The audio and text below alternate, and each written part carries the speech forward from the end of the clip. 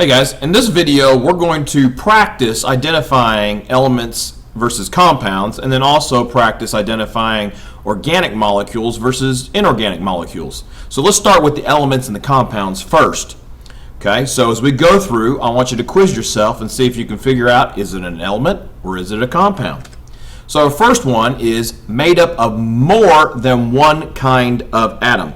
So the key here is going to be right here, more than one. More than one. So is it an element or is it a compound? You guys tell me. This would be an example of a compound. All right, so here I've got oxygen and I've got hydrogen. So again, is this an element or is this a compound? So I've got hydrogen, hydrogen, and an oxygen. I've got two elements. Go up my page a little bit there. So is it an element or is it a compound? This is a compound. More than one element. Very good. All right, going on to the next one. I've got water, and we're talking about the water in the glass right here. Water, element or compound? Well, I know that the chemical formula for water is H2O. I've got a hydrogen and an oxygen, more than one element, so this is a compound. Going on to the next one. H2O2. You just did this one. It should be really easy for you. H2O2. Again, hydrogen and an oxygen, more than one element. Okay, a hydrogen and oxygen, therefore this is a compound. All right. Let's go look at the next one. Cl. Be careful on this one. Cl. Now, some of you might jump to the compound conclusion because you're like, oh, it's got two letters. It's two different elements. In reality, this is just one element.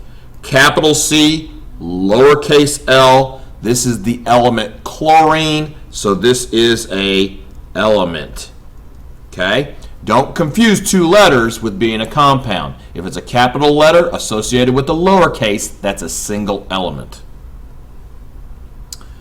All right. A substance made of only one kind of atom, and this should be easy. Again, there's our key, one kind of atom, just one. If it is just one, then it is a element. Okay. Careful on this one. H. Okay, so I've got an atom, H. I've got another atom, H. How many elements do I have here? How many different elements? I've got two atoms, however, I only have one element. So this is a element. Okay, element, because there's just one. Okay, just one kind of element, although there's two atoms of that element. All right, so now let's practice a little bit with our organic versus inorganic. So organic versus inorganic. Remember, organic comes from living things, contains carbon. Inorganic does not come from living things and does not contain carbon. Okay, so I just gave that one away. Contains carbon. So is this organic or inorganic? Since it contains carbon, it is organic. Okay, organic. All right, let's go look at the next one. Glass. Glass. Got to think about this one. Now, I did not provide you with the chemical formula for glass, so you may not know if glass contains carbon or not. But glass comes from sand. Sand comes from rocks. Living or non-living? Does it come from living things or does it not come from living things? Rocks, not living. This is going to be inorganic. Okay, inorganic does not come from living things. Tomato. Okay, tomato. Again, I don't give you the chemical formula. However, tomato comes from a plant. Plants are living things. So plants being living things, tomatoes are organic. Organic. And just real quickly here, since we're talking about tomatoes, you always hear about organic things at the supermarket, that's different from this right here. Organic things at the supermarket means that it comes from all natural ingredients, okay? They don't use pesticides or fertilizers or that type of thing in order to grow the produce and grow the plant.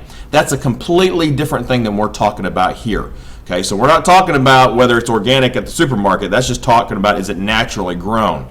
Here we're talking about, is it living versus non-living? Does it contain carbon or not? All right. Butter. Butter. Where does butter come from? Well, butter comes from milk. We know that milk comes from cows. We know that cows are obviously living organisms. Therefore, butter is organic.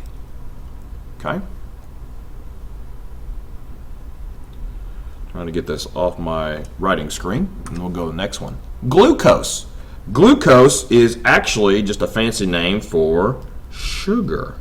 Now, sugar, if we could figure this out one of two ways. Sugar actually comes from a plant being a living thing. Also, this contains carbon and hydrogen in it. Carbon being the primary element we're looking for. Therefore, since this contains carbon, since it comes from a plant, which is a living thing, glucose is organic. Okay, and then we find glucose naturally occurring in other plants and animals as well. Okay, not just necessarily what you would consider as sugar being in the jar at home to make your cookies. All right. Sandpaper. You may not know if sandpaper is organic or not, but sand, comes from rocks, so we can kind of keep that idea. So we're talking about that part of it. But here we can look at our chemical formula. Okay, I've got Al, which would be aluminum, O, which is oxygen. Do you see any carbon in there? The answer is no. Therefore, no carbon, not from living things. This would be inorganic. Inorganic.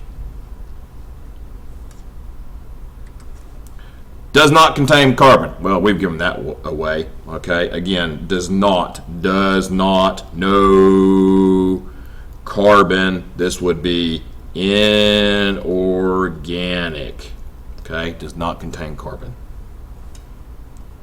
All right, NaCl, salt. Again, we are looking for that carbon. Now, be careful on this one.